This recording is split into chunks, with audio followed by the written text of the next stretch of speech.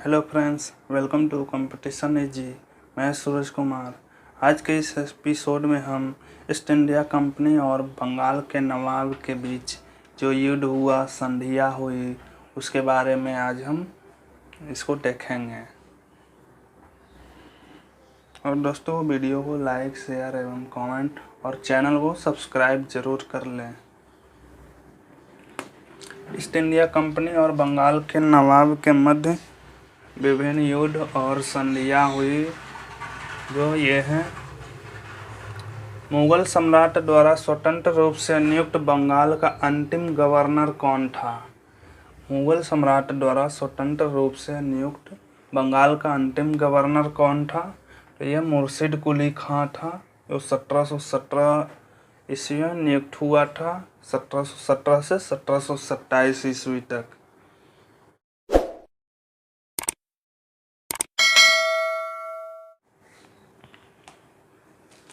Next question देखते हैं दोस्तों।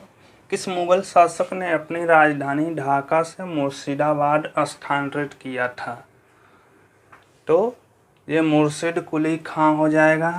मुर्शिद कुली खां ही था जो मुर्शिदाबाद शहर की स्थापना किया था, और ये मुर्शिद कुली खां शासक ने अपनी राजधानी ढाका से मुर्शिदाबाद स्थानांतरित किया था।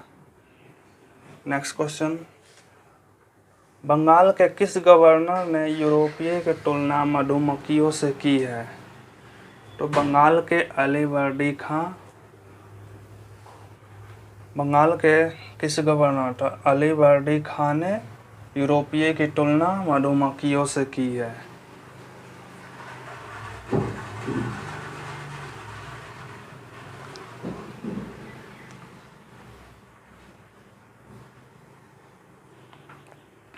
Next question. 20 जून 1756 को प्रसिद्ध ब्लैक होल की घटना बंगाल के किस नवाब के शासनकाल में हुई? तो ये ब्लैक होल की घटना सिराजुद्दौला के शासनकाल में हुई थी।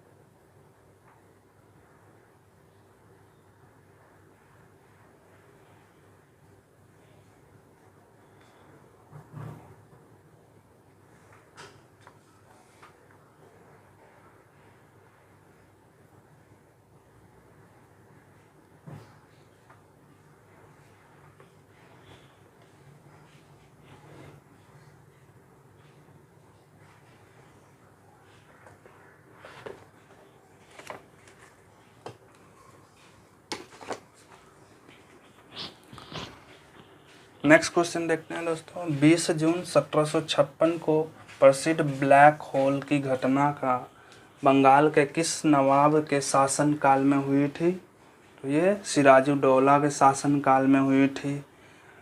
ब्लैक होल की घटना बहुत ही बड़ा था।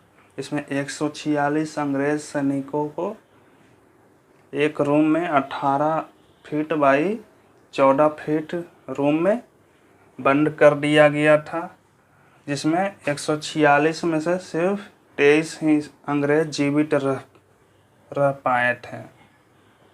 और ब्लैक होल की घटना कब हुई थी? तो 20 जून 1756 ईस्वी को। ऐसा भी क्वेश्चन आ सकता है।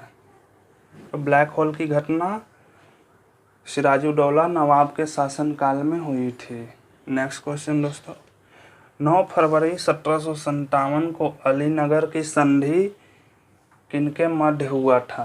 तो अलीनगर की संधि लॉर्ड क्लाइव और सिराजुद्दौला के मध्य हुआ था। अलीनगर की संधि कब हुई थी? तो 9 फरवरी 1757 ईस्वी को। Next question. 23 जून 1757 को प्लासी के युद्ध में क्लाइव द्वारा कौन पराजित हुआ था? तो प्लासी के युद्ध में क्लाइव द्वारा सिराजुद्दौला पराजित हुआ था। प्लासी का युद्ध कब हुआ था? 23 जून 1757 ईस्वी को। ऐसा क्वेश्चन भी आ सकता है। नेक्स्ट क्वेश्चन, प्लासी के युद्ध में बंगाल के नवाब के साथ किसने विश्वासघात किया था? तो प्लासी के युद्ध में बंगाल के नवाब के साथ मीर जाफर, जो बंगाल के नवाब सिराजुद्दौला का सेनापति था मीर जाफर, तो मीर जाफर ने विश्वासघात किया था। नेक्स्ट क्वेश्चन, प्लासी के युद्ध के समय मुगल बादशाह कौन था? तो प्लासी के युद्ध के समय मुगल बादशाह शाह आलम द्वितीय हैं, या फिर शाह आलमगीर द्वितीय भी बोल सकते हैं। नेक्स्ट क्वेश्चन, भारत में ब्रिटिश प्रभुत्व की शुरुआत किस युद्ध से माना जाता है? तो यह प्लासी के युद्ध 1757 से माना जाता है। भारत में ब्रिटिश प्रभुत्व की शुरुआत प्लासी का युद्ध से माना जाता है। नेक्स्ट क्वेश्चन, प्लासी युद्ध के पश्चात बंगाल का नवाब कौन बना?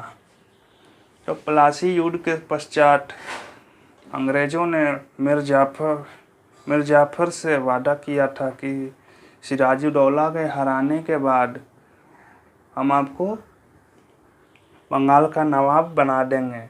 तो 1757 ईस्वी में मीर जाफर बंगाल का नवाब बना और 1760 ईस्वी में अंग्रेज़ों ने पुनः मीर जाफर को हटाकर मीर कासिम को 1760 ईस्वी में बंगाल का नवाब बनाया था। नेक्स्ट क्वेश्चन, 22 अक्टूबर 1764 को बक्सर के युद्ध में अंग्रेज़ों ने किस सम्मिलित सेना को पराजित किया था? तो बक्सर का युद्ध कब हुआ था? 22 अक्टूबर 1764 को। इस युद्ध में अंग्रेज़ों ने किसको हराया था? तो अंग्रेज का सेनापति हेक्टर मुनरो ने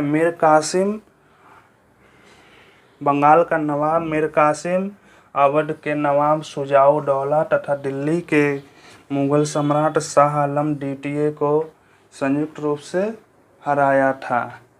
इसमें क्वेश्चन ये भी आ सकता है दोस्तों कि 22 अक्टूबर 1764 को बक्सर के युद्ध में अंग्रेज़ों का नेतृत्व किसने किया था? तो अंग्रेज के सेनापति हेक्टर मुनरो ने नेतृत्व किया था, जिसमें मीर कासिम, अवध के नवाब शुजाउद्दौला तथा दिल्ली के मुगल सम्राट शाह आलम द्वितीय को संयुक्त रूप से पराजित होना पड़ा था। नेक्स्ट क्वेश्चन दोस्तों, बक्सर के युद्ध के समय बंगाल का नवाब कौन था? तो बक्सर के युद्ध के समय बंगाल का नवाब मीर जाफर था।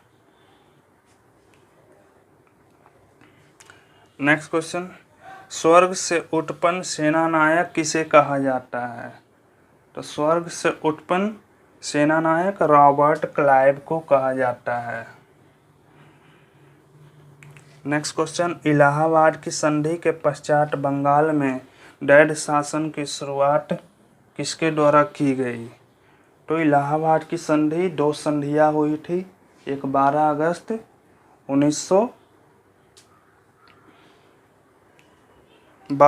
1765 को और एक 16 अगस्त 1765 को।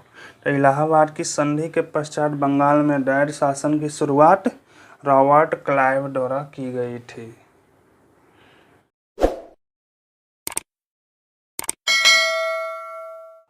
देखते हैं दोस्तों अगला क्वेश्चन, 12 अगस्त 1765 को इलाहाबाद की प्रथम संधि किनके मध्य हुआ था?